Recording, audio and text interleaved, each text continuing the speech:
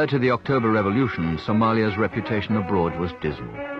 To the developed nations, she was the graveyard of foreign aid. The revolution was determined to change that image. How far it succeeded was symbolized by the election in 1974 of President Siad as chairman of the Organization of African Unity, whose annual summit conference was held that year in Muqdisho.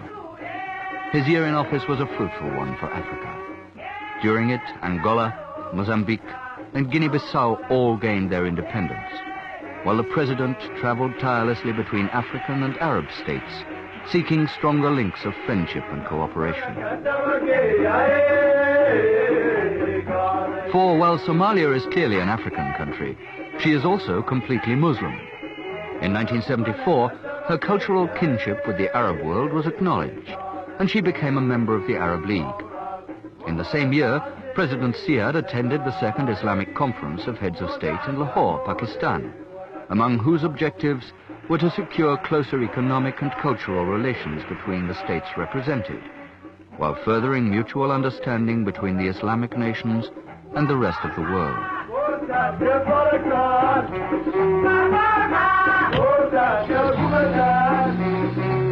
As chairman of the OAU, President Siad traveled also to address the United Nations in New York.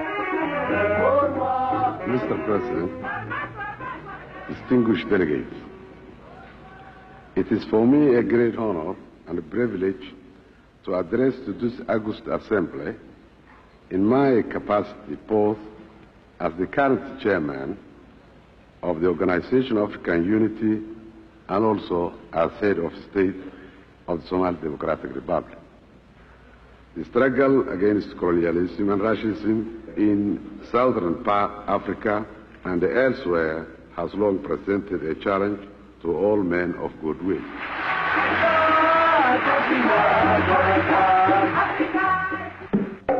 Since joining the Arab League, the ties of friendship and economics between Somalia and her Arab neighbors have gone from strength to strength.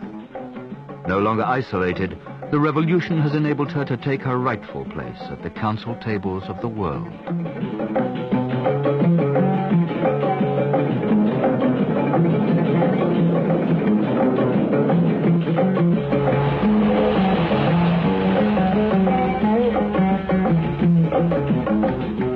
In his tireless search for peace and economic stability, President Siad has become one of the most traveled people in the world, from Kuwait to the sister Socialist Republic of China.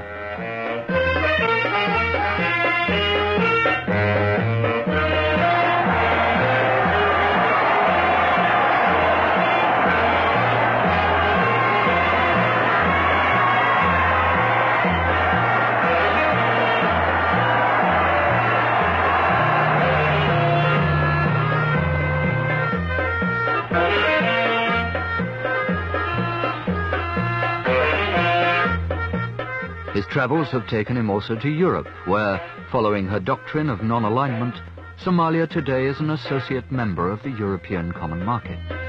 From Bonn in Germany, he has traveled to London, England, commanding respect and promoting goodwill and trade for Africa in general and Somalia in particular.